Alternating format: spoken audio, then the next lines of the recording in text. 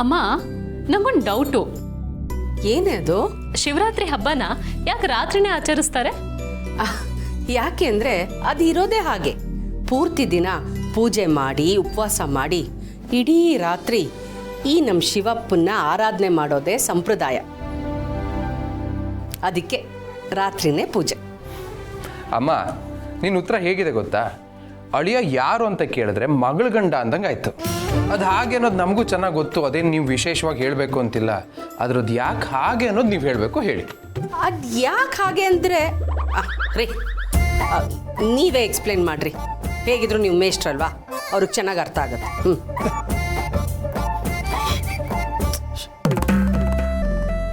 ಅದೇನು ಗೊತ್ತಾ, ಶಿವರಾತ್ರಿ ದಿನ ರಾತ್ರಿ ಹೊತ್ತು ಪೂಜೆ ಮಾಡೋದೇ ವಿಶೇಷ.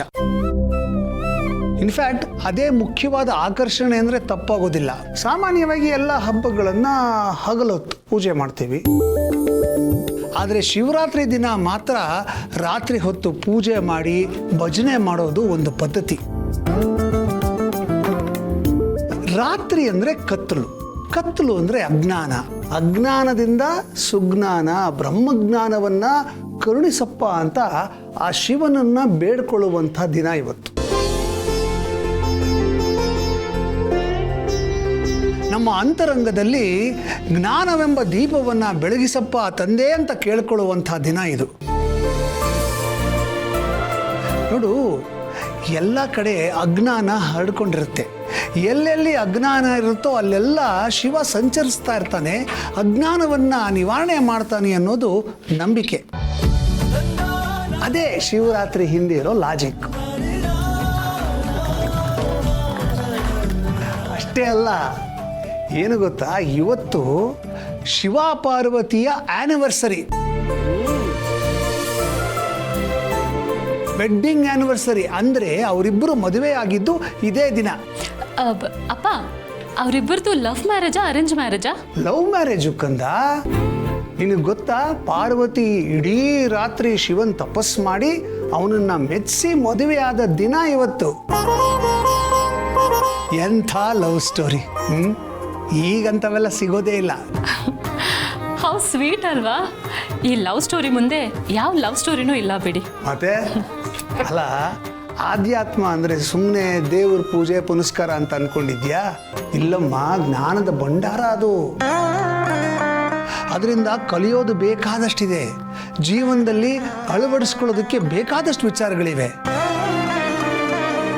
ಅದನ್ನು ನಾವು ಅರ್ಥ ಮಾಡ್ಕೋಬೇಕಷ್ಟೆ.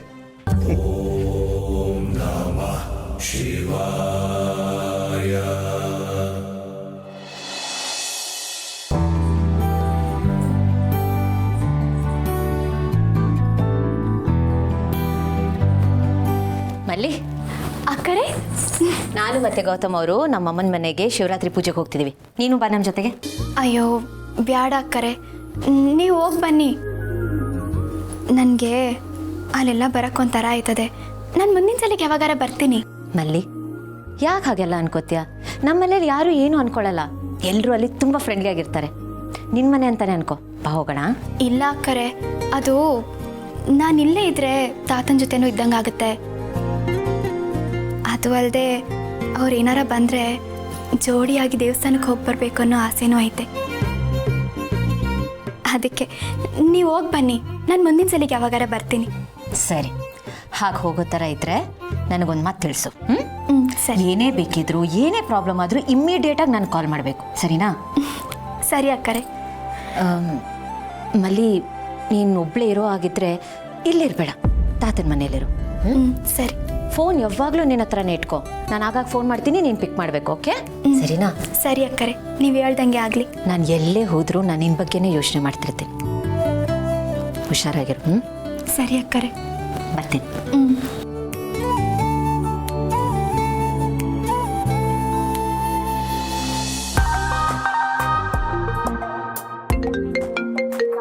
ಹಾಯ್ ಭಾವಂತಮ್ಮ. ಹಲೋ ಅದಕ್ಕೆ ತಂಗಿ, ಹ್ಯಾಪಿ ಶಿವರಾತ್ರಿ ಕಣ್ರಿ. Thank you. ನಿಮಗೂ ಕೂಡ ಮಹಾಶಿವರಾತ್ರಿ ಹಬ್ಬದ ಹಾರ್ದಿಕ ಶುಭಾಶಯಗಳು. ಅದು ಏನಂದ್ರೆ, ನಮ್ಮ ಅದಕ್ಕೆ ನಿಮ್ಮ ಅಕ್ಕ ಅದೇ ನಿಮ್ಮ ಮನೇಲಿ ನಡೆಯೋ ಶಿವರಾತ್ರಿ ಪೂಜೆ ಬಗ್ಗೆ ತುಂಬಾನೇ ಹೊಗಳ್ತಾ ಇದ್ರು. ಫುಲ್ ಬಿಲ್ಡಪ್ ಕೊಡ್ತಾ ಇದ್ರು. ನಿಮ್ಮ ಮನೇಲಿ ಜಾಗರಣೆ ತರಲ್ವಂತಲ್ಲ, ಒಂಥರ ಸೆಲೆಬ್ರೇಷನ್ ಆಗಿರುತ್ತಂತಲ್ಲ.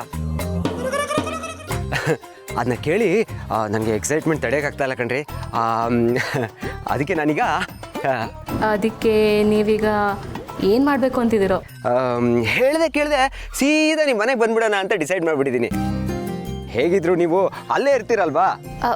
Hello hold on. ಹಾಂ, ಸ್ವಲ್ಪ ಸಮಾಧಾನ. ಮೊದಲೇ ಇವತ್ತು ಒಳ್ಳೆ ದಿನ. ನೀವು ಸುಮ್ಮನೆ ಇಲ್ಲಿಗೆ ಬರಬೇಕು, ದೇವ್ರಿಗೆ ಕೈ ಮುಗಿಬೇಕು, ಕೊಡೋ ಪ್ರಸಾದನ ತಿನ್ನಬೇಕು, ಹಾಗೆ ಹೋಗ್ತಾ ಇರಬೇಕು. ಅದನ್ನು ಬಿಟ್ಟು ನೀವು ಇಲ್ಲಿಗೆ ಬಂದು ತರಲೆ ಮಾಡಿದ್ರೆ ಚೆನ್ನಾಗಿರಲ್ಲ. ನಾನು ಮೊದಲೇ ಹೇಳಿದ್ದೀನಿ, ಆಮೇಲೆ ಹೇಳಿಲ್ಲ ಅಂತ ಹೇಳಬಾರ್ದು. ಅಕ್ಕೆ ತಂಗಿ ಏನ್ರಿ ನೀವು? ಪ್ರೀತಿನೂ ಭಕ್ತಿ ಇದ್ದಂಗಲ್ವಾ? ನೀವು ಕೇಳಿಲ್ವಾ? ಭಕ್ತಿಯ ಇನ್ನೊಂದು ರೂಪನೇ ಪ್ರೀತಿ ಕಣ್ರಿ. ಅಜ್ಜಿ ಇದನ್ನ ಯಾವಾಗಲೂ ಹೇಳ್ತಾ ಇರ್ತಾರೆ. ನಾವು ಪ್ರೀತಿಯಲ್ಲೇ ದೇವ್ರನ್ನ ಕಾಣ್ಬೇಕಣ್ರಿ. ಬೇಕಾರೆ ನೀವು ಪೂಜೆ ಮಾಡೋ ಶಿವನೇ ಕೇಳಿ ನೋಡಿ.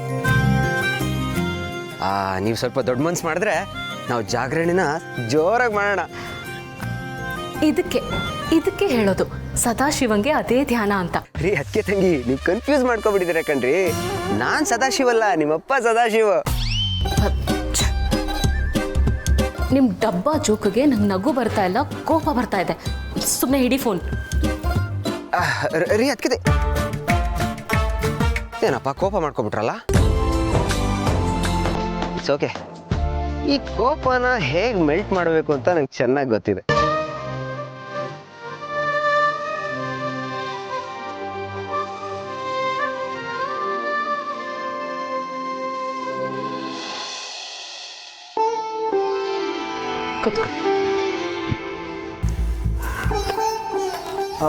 ಹಳಿ ಅಂದರೆ ಭೂಮಿ. ಅಲ್ಲೂ ಪೂಜೆ ಇತ್ತಲ್ಲ, ಬರೋಕ್ಕಾಗುತ್ತೋ ಇಲ್ವೋ ಅಂದ್ಕೊಂಡಿದ್ದೆ. ಬಂದಿದ್ದು ತುಂಬ ಖುಷಿ ಆಯ್ತು. ಬರ್ರಿ. ಎಲ್ಲಿ ಮಹಿಮಾ? ಅವಳು ಆಫೀಸಿಂದ ಹೊರಟಿದ್ದಾಳೆ, ಎನಿ ಟೈಮ್ ಬರ್ತಾಳೆ. ಸರಿ ಬಾ ಪುಟ್ಟ.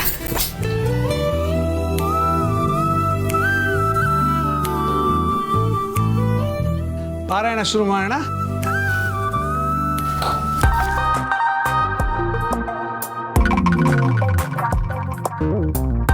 ಅರೆ ಭಾವಂತಮ್ಮ ಹೇಳ್ದ ಹಾಗೆ ಬಂದೇ ಬಿಟ್ಟಿದ್ದಾರೆ.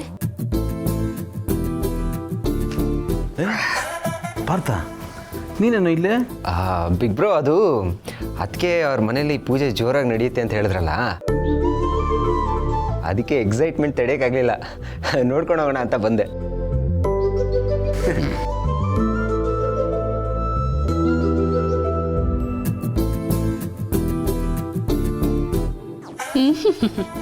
ಇದಕ್ಕೇನು ಕಮ್ಮಿ ಇಲ್ಲ. ನೀವೇನಿಗೆ ಬಂದ್ರಿ ಅಂತ ನನಗೆ ಗೊತ್ತಿಲ್ವಾ? ಆಗ್ಲಿ ಶುರು ಮಾಡೋಣ. ಹಾಂ, ಶಿವರಾತ್ರಿ ವ್ರತದ ಉದ್ಯಾಪನ ವಿಧಿ. ಶೌನಕಾದಿ ಋಷಿಗಳು ಹೇಳುತ್ತಾರೆ, ಸೂತ ಪುರಾಣಿಕನೇ, ಶಿವರಾತ್ರಿ ವ್ರತದ ಉದ್ಯಾಪನ ವಿಧಿಯನ್ನು ತಿಳಿಸಬೇಕು. ಭಗವಾನ್ ಶಂಕರನು ಯಾವ ವ್ರತದಿಂದ ಅನುಷ್ಠಾನ ಮಾಡುವುದರಿಂದ ಪ್ರಸನ್ನನಾಗುವನೆನ್ನುವುದನ್ನು ವಿವರಿಸಬೇಕು. ಸೂತ ಪುರಾಣಿಕರು ಹೇಳುತ್ತಾರೆ, ಋಷಿಗಳೇ, ಶಿವರಾತ್ರಿಯ ಶುಭ ವ್ರತವನ್ನು 14 ವರ್ಷಗಳವರೆಗೆ ಮಾಡಬೇಕು. ತ್ರಯೋದಶಿಯ ದಿವಸ ಒಂದು ವೇಳೆ ಊಟ ಮಾಡಿ ಚತುರ್ದಶಿಯ ದಿವಸ ಉಪೋಷಣ ಮಾಡಬೇಕು. ಅಂದು ವಿಧಿಪೂರ್ವಕವಾಗಿ ಶಿವನನ್ನ ಪೂಜಿಸಬೇಕು. ತರುವಾಯ ಗೌರಿ ತಿಲಕವೆಂಬ ದಿವ್ಯ ಮಂಡಲವನ್ನು ರಚಿಸಬೇಕು. ಅದರ ಮಧ್ಯಭಾಗದಲ್ಲಿ ಲಿಂಗತೋ ಭದ್ರಮಂಡಲವನ್ನು ನಿರ್ಮಾಣ ಮಾಡಬೇಕು. ಅಲ್ಲಿ ಪ್ರಜಾಪತ್ಯವೆಂಬ ಹೆಸರಿನ ಕಲಶವನ್ನು ಸ್ಥಾಪಿಸಬೇಕು. ಕಲಶವು ವಸ್ತ್ರ, ಫಲ, ದಕ್ಷಿಣೆಗಳಿಂದ ಯುಕ್ತವಾಗಿರಬೇಕು. ಮಂಡಲದ ಪಾರ್ಶ್ವಭಾಗದಲ್ಲಿ ಇವೆಲ್ಲವನ್ನು ಸ್ಥಾಪಿಸಬೇಕು. ಮಂಟಪದ ಮಧ್ಯಭಾಗದಲ್ಲಿ ಬಂಗಾರದ ಇಲ್ಲವೇ ತಾಮ್ರದ ಕಲಶವನ್ನು ಸ್ಥಾಪಿಸಬೇಕು. ಆ ಕಲಶದ ಮೇಲೆ ಪಾರ್ವತಿ ಸಹಿತನಾಗಿರುವ ಶಂಕರನ ಬಂಗಾರದ ಪ್ರತಿಮೆ ಇರಬೇಕು.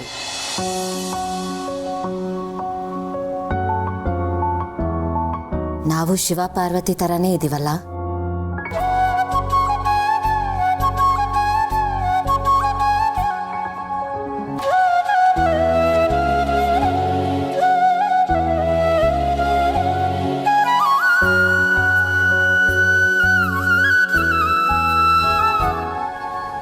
ರಾತ್ರಿಯ ಪ್ರತ್ಯೇಕ ಪ್ರಹರದಲ್ಲಿ ಬೇರೆ ಬೇರೆಯಾಗಿ ಪೂಜೆ ಮಾಡಬೇಕು. ಮಹಾದೇವನ ವ್ರತಾದಿಯಾಗಿ ಪುರುಷನು ಜಾಗರಣೆ ಮಾಡಿ ಗೀತ ನೃತ್ಯಾದಿಗಳಲ್ಲಿ ರಾತ್ರಿಯನ್ನು ಕಳೆಯಬೇಕು.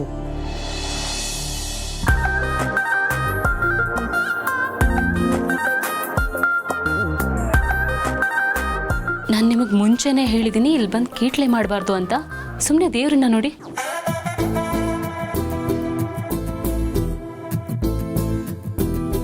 ತರುವಾಯ ಕುಲಶ ಸಹಿತವಾಗಿ ಆ ಮೂರ್ತಿಯನ್ನು ವೃಷಭ ಬೆನ್ನ ಮೇಲಿರಿಸಿ ಆಚಾರ್ಯನಿಗೆ ಅರ್ಪಿಸಬೇಕು. ತರುವಾಯ ಕೈ ಜೋಡಿಸಿ ಭಗವಾನ್ ಶಂಕರನನ್ನು ಪ್ರಾರ್ಥಿಸಬೇಕು. ದೇವಾದಿ ದೇವನೇ, ಮಹಾದೇವನೇ, ಶರಣಾಗತ ವತ್ಸಲನೇ, ದೇವೇಶ್ವರನೇ, ನಾನು ಮಾಡಿದ ವ್ರತದಿಂದ ಸಂತುಷ್ಟನಾಗು, ನನ್ನಲ್ಲಿ ಕೃಪೆಯುಳ್ಳುವಂತವನಾಗು. ನನ್ನ ಭಕ್ತಿ ಭಾವದಲ್ಲಿ ಈ ವ್ರತದಿಂದ ಪಾಲಿಸಿರುವೆನು. ಅದರಲ್ಲಿ ಏನಾದರೂ ನ್ಯೂನತೆ ಇದ್ದರೆ ನಿನ್ನ ಪ್ರಸಾದದಿಂದ ಪೂರ್ಣವಾಗಲಿ. ಹೀಗೆ ಪ್ರಾರ್ಥಿಸಿ ಪುಷ್ಪಾಂಜಲಿಯನ್ನು ಅರ್ಪಿಸಬೇಕು. ಶಿವನು ಅರ್ಬುದ ಪರ್ವತದ ವ್ಯಾದೇಶ್ವರನೆಂಬ ಹೆಸರಿನಿಂದ ಶಿವಲಿಂಗವಾಗಿ ಭಕ್ತ ಜನರನ್ನು ಉದ್ಧಾರ ಮಾಡುತ್ತಲಿರುವನು.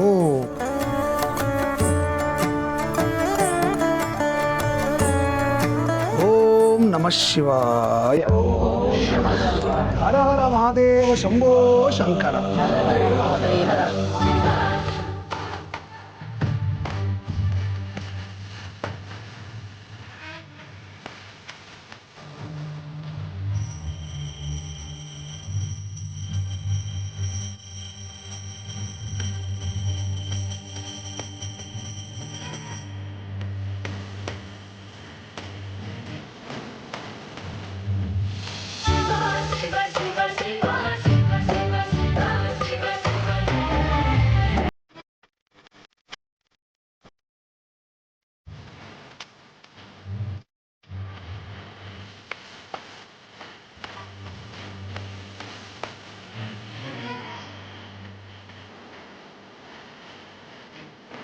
ಓಂ ನಮಃ ಶಿವಾಯ.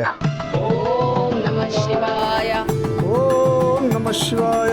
ಓಂ ನಮಃ ಶಿವಾಯ. ಓಂ ನಮಃ ಶಿವಾಯ. ಓಂ ನಮಃ ಶಿವಾಯ.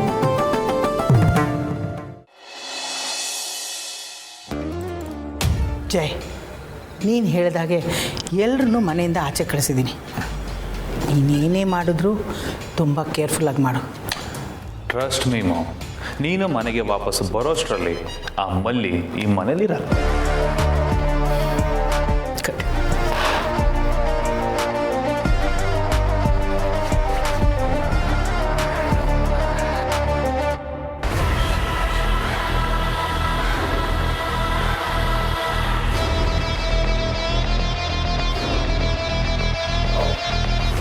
ಹಲೋ, ಎಲ್ಲ ರೆಡಿ ಏನ್ರ?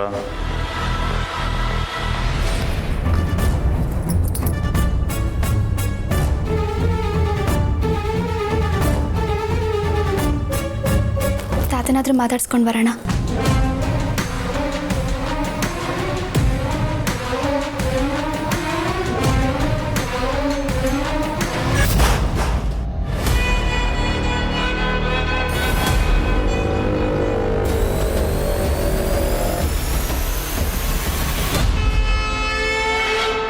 ಬನ್ರೋ.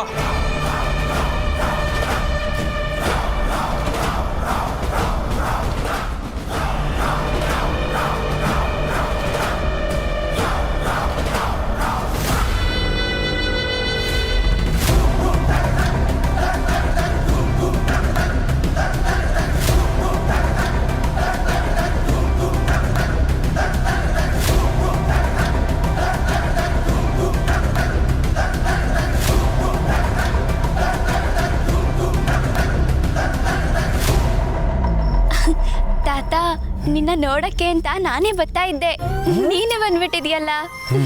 ತುಂಬಾ ಖುಷಿ ಆಯ್ತು ತಾತ. ನೀನ್ ಚೆನ್ನಾಗಿದ್ಯಾ ತಾನೆ? ನಾನು ಚೆನ್ನಾಗಿದ್ದೀನಿ. ದೇವಸ್ಥಾನಕ್ಕೆ ಹೋದ್ಲೋ ಇಲ್ವೋ? ಮಲ್ಲಿಗೆ ಫೋನ್ ಮಾಡಿ ಕೇಳೋಣ.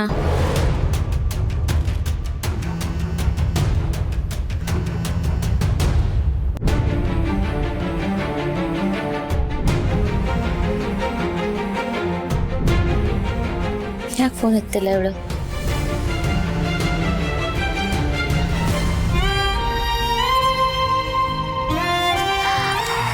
ದೇವಸ್ಥಾನಕ್ಕೆ ಹೋಗಿದ್ಯಾ? ನನ್ನ ಹೆಸರನ್ನ ಪೂಜೆ ಮಾಡಿಸ್ತ ತಾತ.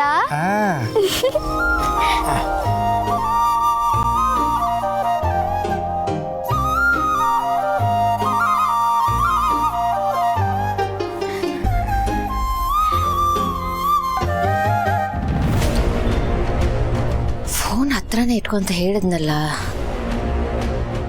ಎಷ್ಟು ಸತಿ ಫೋನ್ ಮಾಡ್ತಿದ್ದೀನಿ, ಯಾಕೆ ಇವಳು ಪಿಕ್ ಮಾಡ್ತಿಲ್ಲ? ನೀವು ಕರೆ ಮಾಡುತ್ತಿರುವ ವ್ಯಕ್ತಿಯು ಉತ್ತರಿಸುತ್ತಿಲ್ಲ. ಅಲ್ಲೇನಾದರೂ ದೇವ್ರೆ ಪ್ಲೀಸ್ ನನ್ನ ಭಯ ನಿಜ ಆಗ್ತಾ ಇರಲಿ.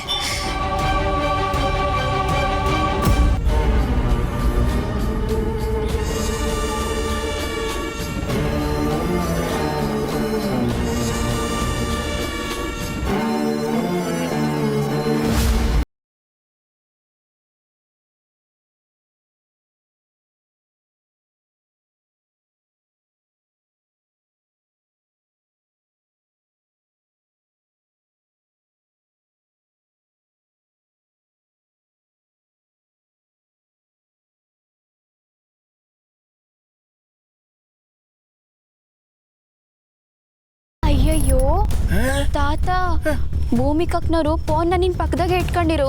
ನಾನು ಯಾವಾಗಾದ್ರೂ ಫೋನ್ ಮಾಡ್ತೀನಿ ಅಂತ ಹೇಳಿದ್ರು. ನಾನು ರೂಮ್ನಾಗೆ ಬಿಟ್ಟು ಬಂದಿದ್ದೀನಿ. ಸರಿ, ನಾನು ಮತ್ತೆ ಯಾವಾಗಾದ್ರೂ ಸಿಗ್ತೀನಿ, ನೀನು ಹೋಗ್ಬಿಟ್ಟು ಮಲ್ಕೋ ಆಯ್ತಾ? ಸರಿ ತಾತ, ಬರ್ತೀನಿ.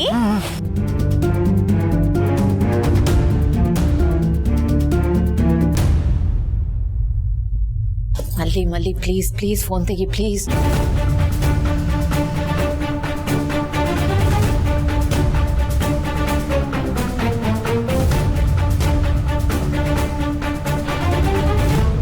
ಅವಳಲ್ಲೇ ಬಿಟ್ಟು ಬರಬಾರ್ದಾಗಿತ್ತು.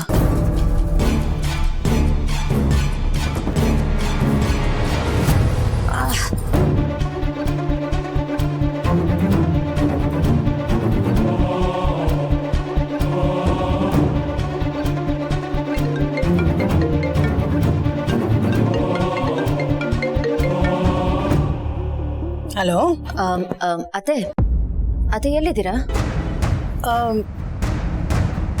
ನಾವೆಲ್ಲರೂ ದೇವಸ್ಥಾನಕ್ಕೆ ಹೋಗ್ತಾ ಇದ್ದೀವಿ. ಯಾಕೇನಾಯ್ತು ಭೂಮಿಕಾ? ಏನಿಲ್ಲ ಅತ್ತೆ. ಸರಿ.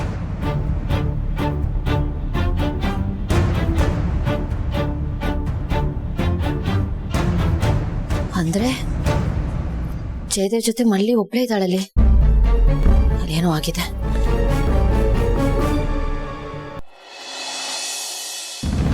ಭೂಮಿಕಾ ಎಲ್ಲೋದ್ರು? ಫೋನ್ ಬಂತು ಅಂತ ಆಚೆ ಹೋದ್ಲು, ಮಾತಾಡ್ತಾ ಇರ್ಬೋದು. ಓಕೆ.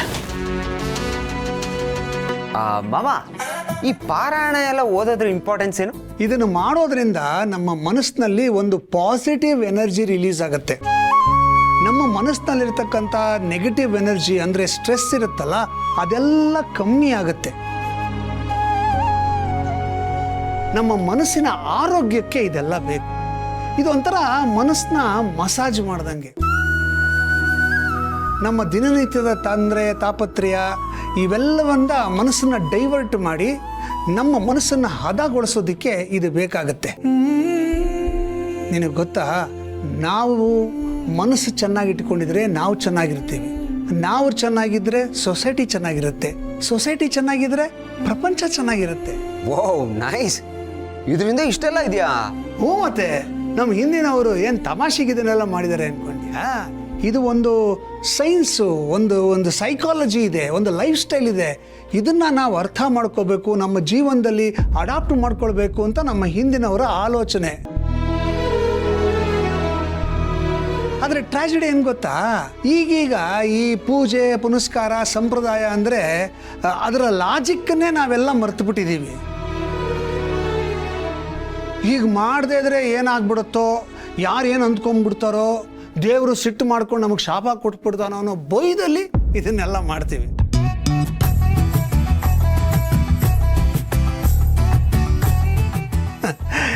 ಎಲ್ಲಿ ಭಕ್ತಿ ಇರಬೇಕೋ ಅಲ್ಲಿ ಈಗ ಭಯ ಸೇರ್ಕೊಂಡ್ಬಿಟ್ಟಿದೆ. ಭಯನೇ ಎಲ್ಲದಕ್ಕೂ ಬೇಸಾಗ್ಬಿಟ್ಟಿದೆ. ಮಾವ, ನೀವು ಹೇಳಿ ನಿಜಾನೇ. ಐ ಮೀನ್ ಎಲ್ರೂ ಎಷ್ಟು ಸ್ಟ್ರಿಕ್ಟ್ ಆಗಿ ಒಳ್ಳೆ ಸ್ಕೂಲ್ ಹೋಮ್ವರ್ಕ್ ಕೊಟ್ಟಂಗೆ ಎಲ್ಲದನ್ನೂ ಮಾಡ್ತಾ ಇರ್ತಾರೆ. ಒಬ್ರು ಫೇಸಲ್ಲಿ ಒಂದು ನಗು ಇಲ್ಲ, ಸ್ಮೈಲ್ ಇಲ್ಲ. ಇದನ್ನೆಲ್ಲ ನೋಡಿ ಪಾಪ ದೇವರು ಎಷ್ಟು ನಗ್ತಾ ಇರ್ಬೋದಲ್ವಾ.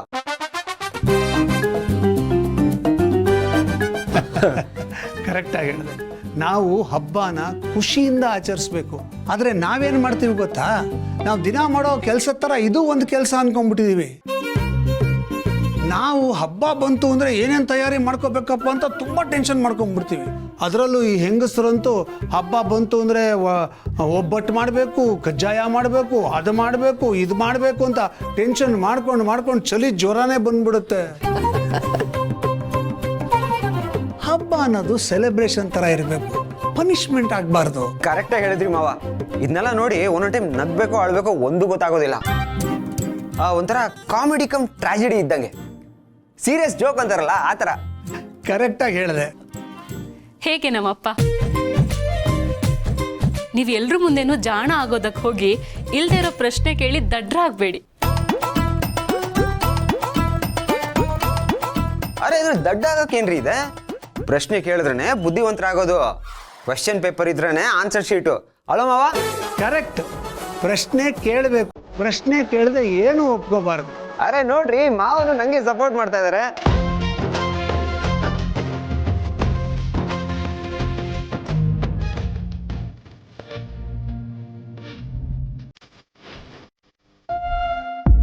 ದೇವ್ರೆ, ಈ ಸಪೋರ್ಟು ಎಲ್ಲ ವಿಷಯದಲ್ಲೂ ಹೀಗೆ ಇರ್ಲಪ್ಪ.